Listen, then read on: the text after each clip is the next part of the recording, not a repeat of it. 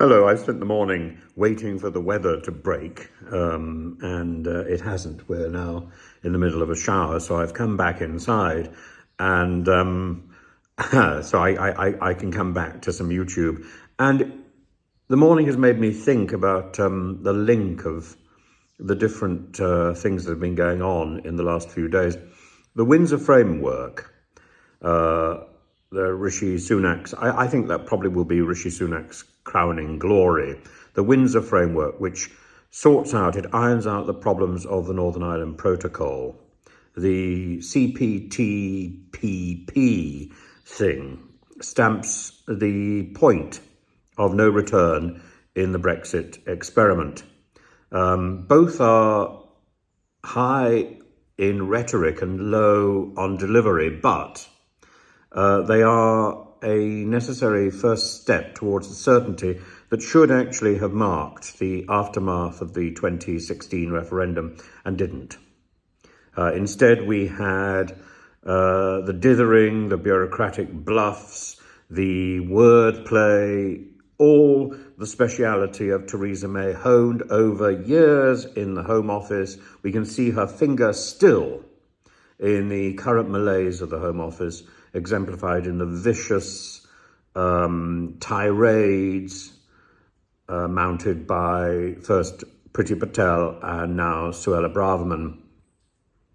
But the reality is that where trade goes, culture and ideas follow, something that King Charles said yesterday in the German Parliament. It's a network. What we want to establish, a network, a social network, more than a social network, actually, a talking shop, more than a talking shop. We want a place of solace, a beacon whose effects will beam our relationship to the wider world. The impact of that new relationship should be global.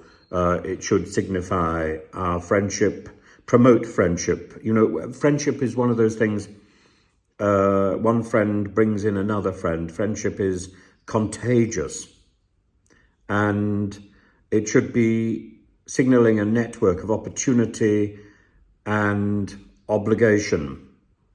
On the subject of the network of obligation, that of course is what I think the Eton Beak wrote about Boris Johnson.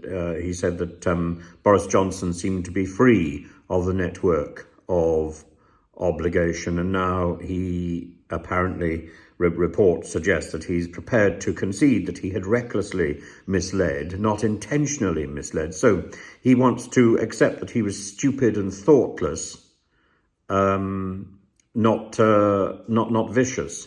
Well, at least one of his government wasn't vicious. None of it was planned. It was all accidental, an accident waiting to happen. I don't know whether that's a commendation. I don't know whether that's something, I mean, maybe if we were to get a new biography, the authorized biography of Boris would be called An Accident Waiting to Happen. A happy accident? Well, there have been those in the past. But Boris and the King, both today, I think, are, to take the King's words, a compelling example to the world, and an example of our shared future redefined after Brexit. One is good, one is bad. But we want the good. We want, it's so easy to be satisfied with the fumbling bluster, with the rhetoric rather than the reality. We want dedication and integrity. We want dedication and ingenuity. We want dedication and purpose. The lessons of the past, the King said, the legacy of our past, our shared future, the restless pursuit of a better tomorrow. And that's something that we must all do together. It's something, for example, that the BBC should be doing, and it hasn't been doing that.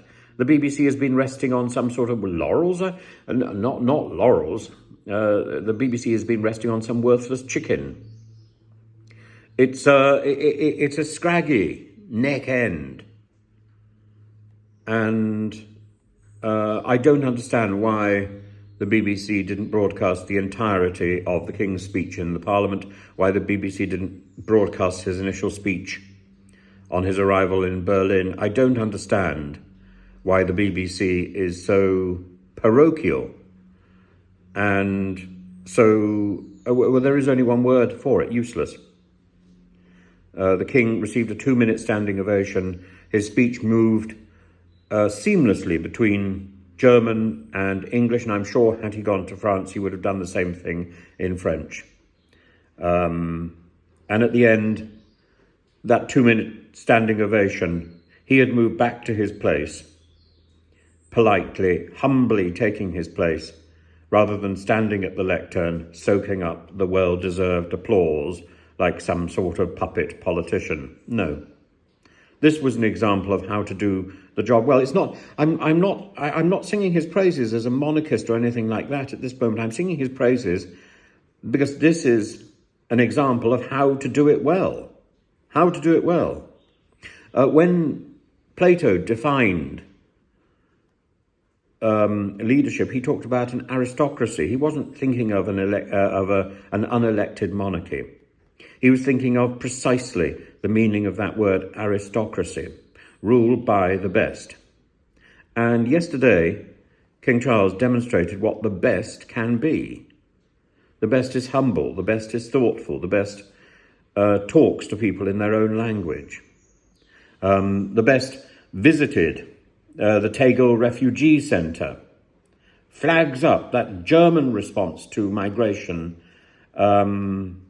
rather than the Braverman belly-aching about a fraction of the numbers of refugees that we have given sanctuary, and in return we have demonstrated the most appalling behaviour by both the Home Office and its recent ministers. It is extraordinary, an embarrassment. And when it comes to Ukraine, Germany has put its arms around, as the Queen said, its new Ukrainian refugees. But in contrast, so many Ukrainian refugees caught in the mismatched public-private compromise in the UK that may work well for one and certainly doesn't work well for another. It's a lottery, a national embarrassment. It's not a national response. It's an excuse. It's not a commitment. It's a casualty. And we need to do better.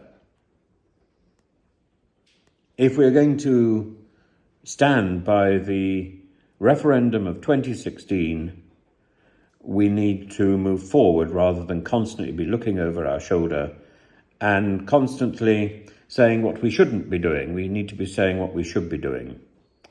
And the focus on migration, the focus on nastiness. We take in migrants because we are a functioning country. We take in migrants partly because migration does us good. And I would like to see now, in the immediate aftermath of the SNP referendum, I would like to see Humza Yousaf stand by the slogan that he was carrying in the past. I remember very vividly he was standing with a slogan saying, "Migrants welcome." Let's see that in action, Humza.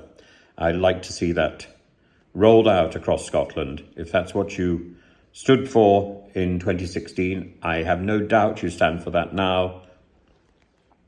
Let's see you take a moral stand to counter the immoral stand of Suella Braverman.